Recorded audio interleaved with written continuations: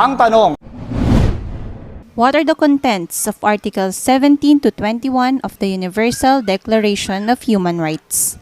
Kung bago ka sa channel na ito, huwag kalimutang pindutin ang like, subscribe button, at notification bell para otomatiko kang maa-update sa mga latest videos na tiyak na makakatulong sa iyo. Para ipaliwanag ang kasagutan sa ating tanong, naririto na po ang ating abang lingkod, ang ating Justice Buddy, Attorney Jeffrey Bahita. isang mapagpalang araw sa ating lahat. James Mark, your review authority. Article 17, Paragraph 1, everyone has the right to own property alone as well as in association with others. Ang sinasabi naman sa unang bahagi ng Artikulo 17 na ang bawat isa daw ay may karapatan na mag-angkin ng kanyang ari-arian na mag-isa o kaya naman magkaroon ng co-ownership o ibig sabihin magkakaroon ng ari-arian yung dalawa, tatlo o higit pang tao na pinapayagan naman ng ating batas. James Mark, your review authority.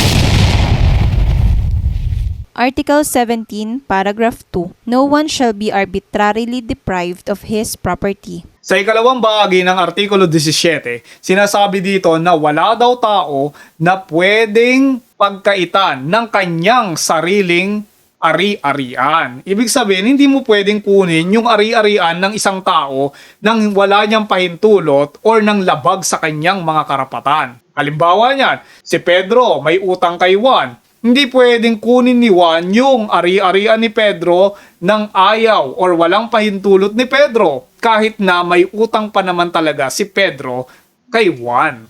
Dapat yan idaan mo sa tamang proseso at sa alituntunin ng ating umiiral na batas. James Mark, your review authority.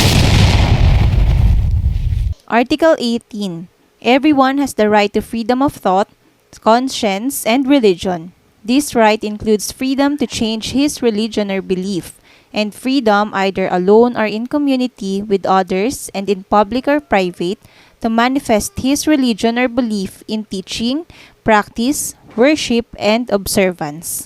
Sa Artikulo 18 naman, sinasabi na ang bawat isa ay may karapatan maging malaya pagdating sa kanyang pag-iisip, sa kanyang konsensya at sa kanyang paniniwalang relihiyon. Ibig sabihin, may karapatan siyang magbago ng kanyang relihiyon mula sa isang paniniwala o pananampalataya papunta sa ibang pananampalataya. At maaari niyang ipakita ang kanyang pananampalataya o relihiyon pagdating sa pagtuturo, sa pagpapractice, sa pagsamba at oobserba ng mga aral nito. Again, walang pilitan. Kung gusto niya yung gantong reliyon, pwede niyang samahan yon.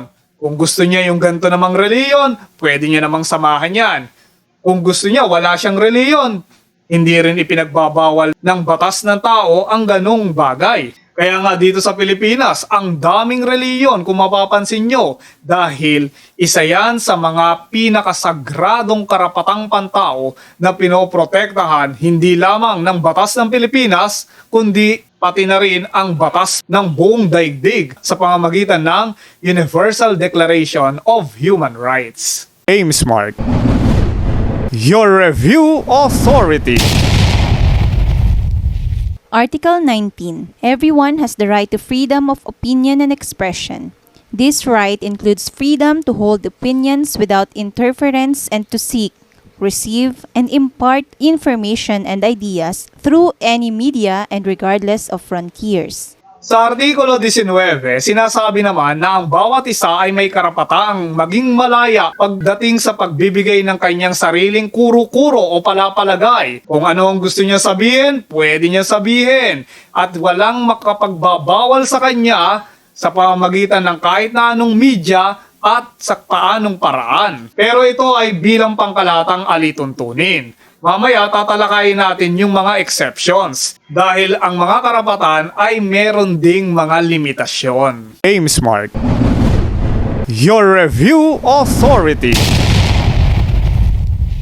Article 20, Paragraph 1. Everyone has the right to freedom of peaceful assembly and association. Sa unang bahagi ng Artikulo 20, sinasabi dito na ang bawat isa ay may karapatang maging malaya pagdating sa mapayapang pagtitipon. Kung gusto nilang mag-meeting, gusto nilang mag-rally, gusto nila ng demonstration, pwede nilang gawin yun, basta mapayapa. Hindi ito mababahira ng kahit na anumang dungis ng karahasan o iba pang bagay na makukonsiderang paglabag sa ating mga umiiral na batas. Ngunit kung merong mga pagbabawal, katulad ngayong panahon ng pandemya, bawal ang mass gathering, hindi kayo maaaring magtipon-tipon kung kailan nyo naisin. Merong mga alituntunin or protocol na dapat nyo sundin katulad ng social distancing, pagsuot ng face mask or face shield, at iba pang bagay na naglalayon na maiwasan ang pagkalat ng mapaminsalang virus. Aim Smart, your review authority. Article 20, Paragraph 2. No one may be compelled to belong to an association. Sa ikalawang bahagi naman ng Artikulo 20, sinasabi dito na hindi mo pwedeng pilitin ng isang tao na umanib sa isang asosasyon kahit na mabuti pa ang layunin at gawain ng asosasyon na yon kung ayaw naman ng taong ito. Aim Smart, your review authority. Article 21, Paragraph 1. Everyone has the right to take part in the government of his country, directly or through freely chosen representatives. Sa unang bahagi ng Artikulo 21, sinasabi dito na ang bawat isa ay may karapatan na makialam sa pamamahala ng kanyang gobyerno o pamahalaan sa kanyang bansa. Pwedeng direkta, ibig sabihin, siya mismo yung tatakbo sa eleksyon at pag nanalo siya, siya mismo ang mamamahala sa ating gobyerno. O kaya naman, sa pamamagitan ng pagpili ng kanyang kinatawan. Ibig sabihin, gagamitin niya ang karapatan at obligasyon niya na bumoto para piliin ang tamang tao para sa tamang posisyon para pamahalaan ang ating bayan at ang kanyang mga nasasakupan. Aim Smart, your review authority. Article 21, Paragraph 2. Everyone has the right of equal access to public service in his country. Sa ikalawang bahagi naman ng Artikulo 21, sinasabi dito na ang bawat isa ay may karapatan sa equal o pantay-pantay na access pagdating sa public service sa kanyang bansa. Ngunit, mayroon pa rin mga qualifications or mga alituntunin na dapat sundin para magkaroon ka ng bahagi o pagkakataon na maging lingkod bayan. Halimbawa, sa mga kaso na dinesisyonan ng ating Commission on Election at ng ating Korte Suprema, sinasabi na kung gusto mong maging pangulo ng ating bansa, dapat daw meron kang sapat na makinarya para sa pambansang kampanya. Kasi, halimbawa, mahirap ka, paano ka kakampanya sa buong arkipelago kung wala ka namang pera? So, isa yan sa mga alituntunin na dapat mong sundin para mag-qualify or magkaroon ka ng access sa public service sa pagiging pangulo ng ating bansa. Aim Smart, your review authority. Article 21, Paragraph 3. The will of the people shall be the basis of the authority of government. This will shall be expressed in periodic and genuine elections, which shall be by universal and equal suffrage, and shall be held by secret vote or by equivalent free voting procedures. Sa ikatlong bahagi naman ng Artikulo 21, sinasabi dito na ang will ng mga tao, yung pulso ng ating mga mamamayan, ang magiging basehan ng mga otoridad sa ating pamahalaan sa pamamagitan ng regular at tunay na halalan na isa sa katuparan sa pamamagitan ng sikretong pagpili o pagboto at iba pang mga proseso na magpapanatili sa layuning ito. Nabitin ka ba sa ating talakayan?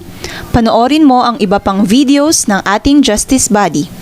Dahil ang sabi sa Kawikaan 13:20, ang nakikisama sa may unawa ay magiging matalino, ngunit ang kasama ng mangmang ay masusuong sa gulo.